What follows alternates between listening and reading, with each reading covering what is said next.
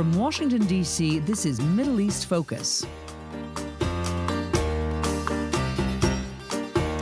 Welcome to Middle East Focus. I'm Alistair Taylor, MEI's editorial director. This week we're going to be discussing climate change.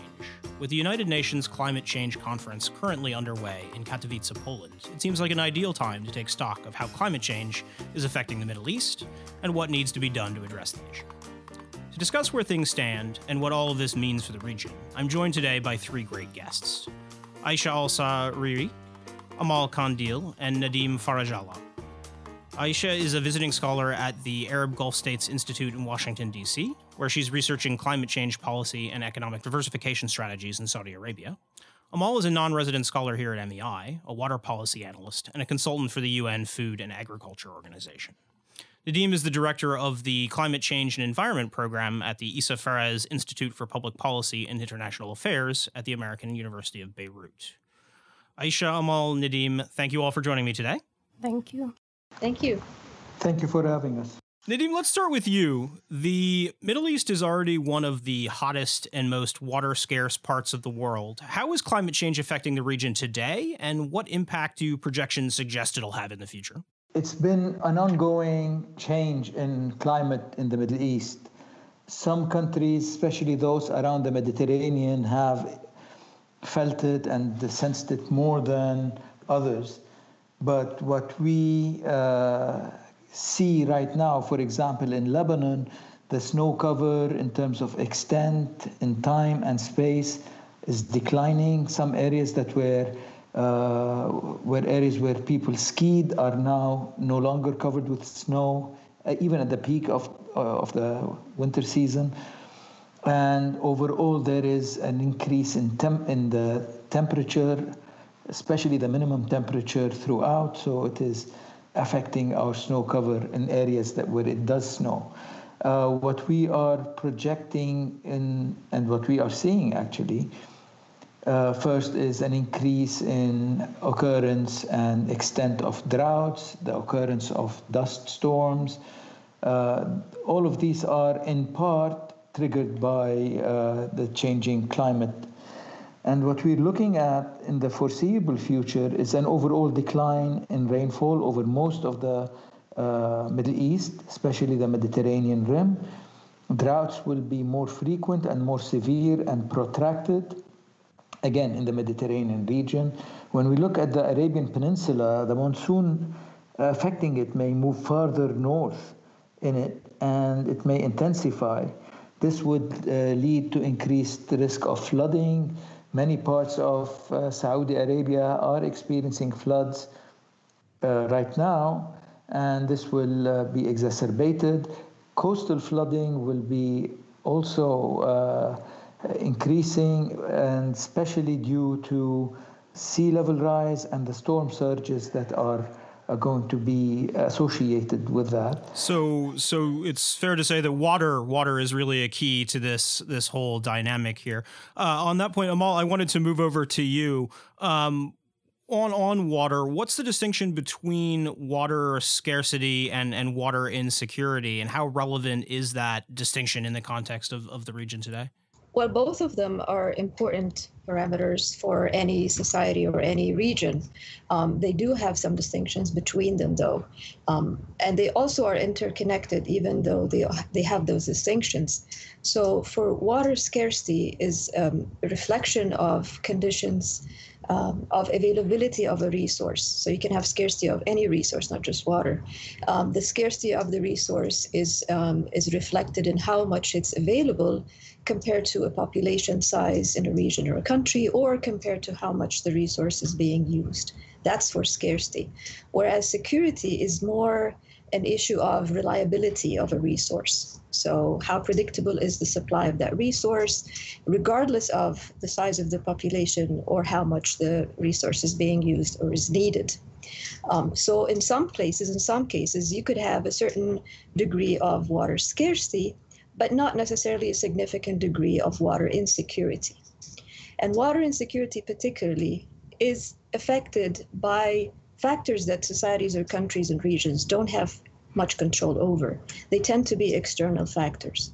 So, for example, climate change is a big factor in water insecurity, not just water scarcity in the Middle East, because in addition to reducing precipitation and increasing heat and aridity, it's also going to be increasing the variability of the climate. So as Nadim had stated, there will be more extreme weather events, they could be more frequent, they will be more unpredictable. So it will increase the unpredictability of the climate in the region.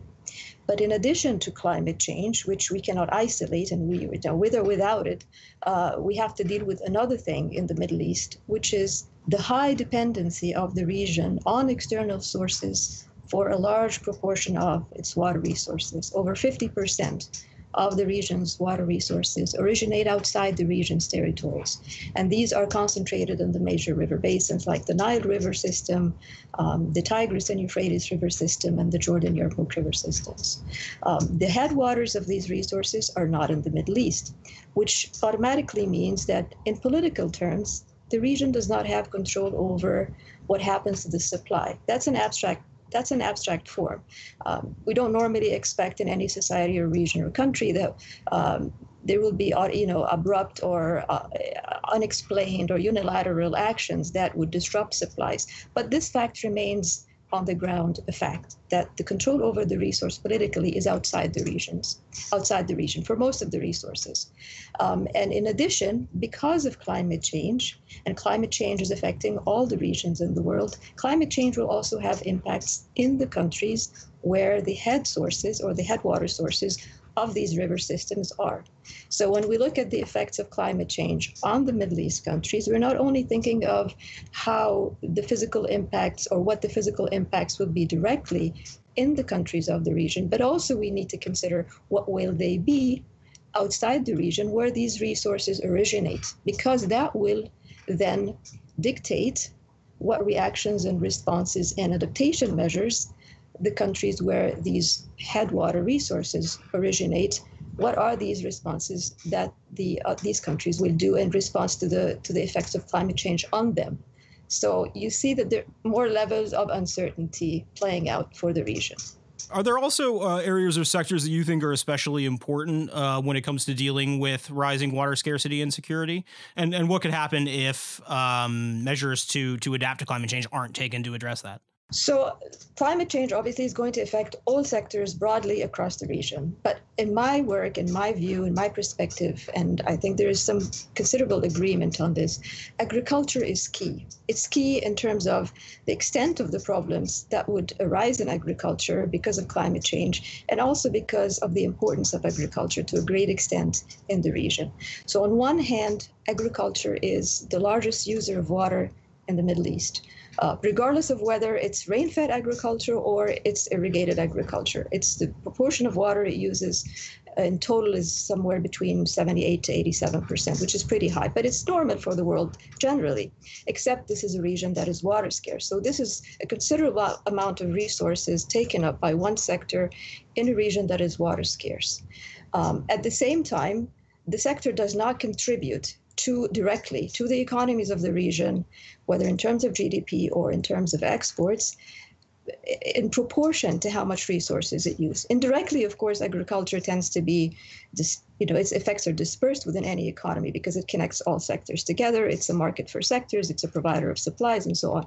But when you look at the direct contributions, its weight is quite much smaller than how much water it claims in the resources of the region. This seems like a really interesting point. Nadim, I want to bring you in here on agriculture specifically, and this question of the kind of reliance on rain-fed rainfall for agricultural production.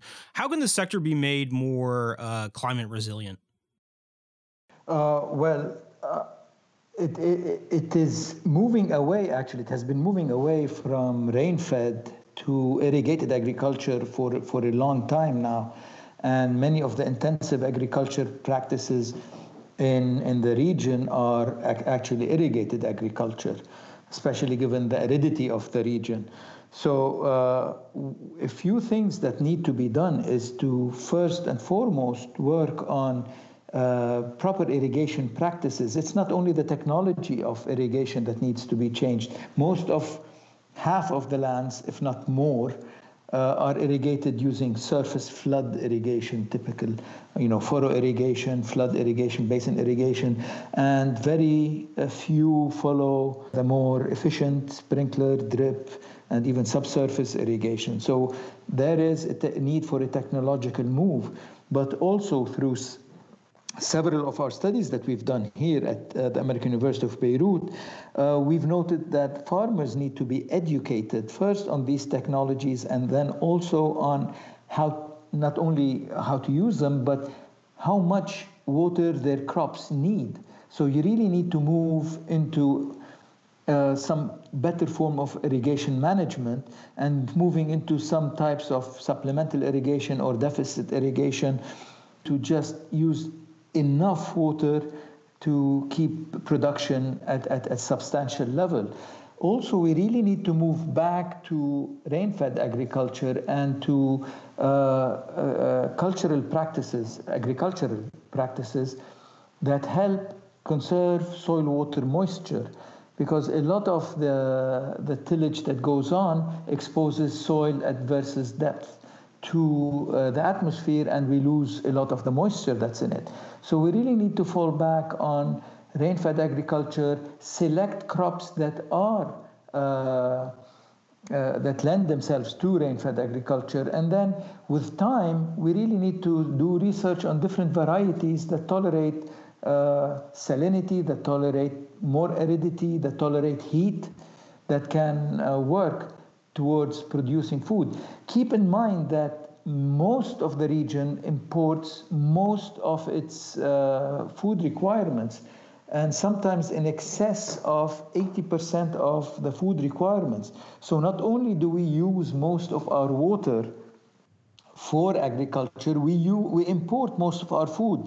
So there is a great inefficiency here as to where the water is being used, and a lot of that water is going to fodder, to produce feed for dairy farms. For example, one of the largest dairy farms in the world is in Saudi Arabia, where the cows are housed in air-conditioned barns, and where there is a lot of alfalfa being grown, which is very high water demanding crop that requires a lot of water in Saudi Arabia, and they're using non-renewable water there. So there needs to be a different outlook on a regional level as to how to coordinate water and other land uses, basically, to make do. So we have been promoting the water energy food nexus as an adaptation means to this changing climate. Amal, I wanted to bring you in on this question of imports as well, and the particular kind of vulnerability of the Middle East to price and supply volatility that's linked to that. What do you think can be done to kind of mitigate that situation?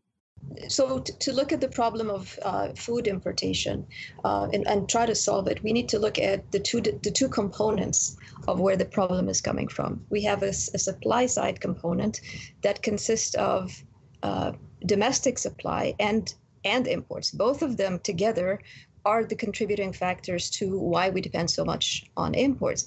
And on the other side, there's also demand for food. So these are three different things, two things together and then one thing separated. To try to find problems on the supply side, as we've been discussing now in relation to agriculture, there needs to be better management of the agriculture sector so that its contribution with the resources it's taking is able to contribute more to the domestic supply of food in all these countries. And at the same time, there is a need to strengthen the capacity to import, because nobody can actually conceive of or perceive of a Middle East region where there is no food importation. It's there to stay. It's going to be there to stay. So we have to accept it as a fact, and the countries need to strengthen their capacities to be able to import whatever is necessary, whatever the agriculture capacity in the countries is not able to meet. This is for the supply side. On the demand side, we need to look at all the policies that are skewing demand, that are increasing consumption of agriculture commodities and agriculture resources like water. So we have policy incentives that are artificial, that, for example, free water. I mean, this is a big issue, and it's not solvable with a stroke of a pen. Of course, there's so many social justice issues involved in it, but these are markers of the areas where problems need to be addressed. policies that allow for excessive use of water, policies also that allow for excessive use of agriculture products. Look at all the industries, for example, that take agriculture products as inputs, and where are the incentives that encourage overuse and overconsumption of these products? And also on the food side, I mean, the universal subsidy systems that are in place in some countries also encourage overconsumption of certain crops that end up also being very water-intensive crops. So in the end, it's not a short answer. There are complex systems interacting together, and the solutions are in all these systems. It's not just going to be one or two or a very limited set of issues. This is about sustainable development in a holistic way and how to improve the ability of those economies to reduce this tension between the supply of their food and the demand of their food, that's why there's a lot of dependency on importation. Great, thanks. Aisha, I want to pull you in here and say, kind of look at the broader issue of how policies promoting economic growth and addressing climate change can be kind of brought together. Your research focuses on the potential for integrating those into economic diversification strategies, specifically in the Gulf. And I wonder if you could kind of speak to what you found in your research. Right. So let me first give an explanation. What do I mean by the climate policy integration? It means that factoring climate change in the sectoral planning and development so that we can end up with economic development and at the same time climate resilient economy. The concept in general is a new concept, but for the Gulf countries in particular, it is a new.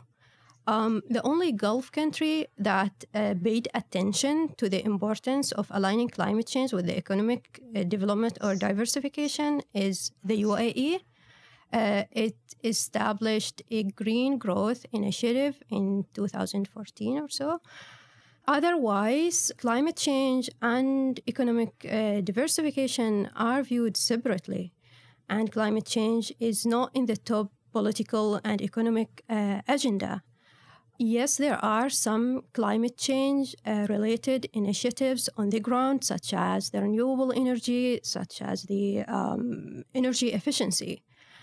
But if we look at the economic diversification strategies or economic development plans, yes, there are some climate-related targets that are included on those strategies, such as greenhouse gas emission cut in the Saudi Vision 2030.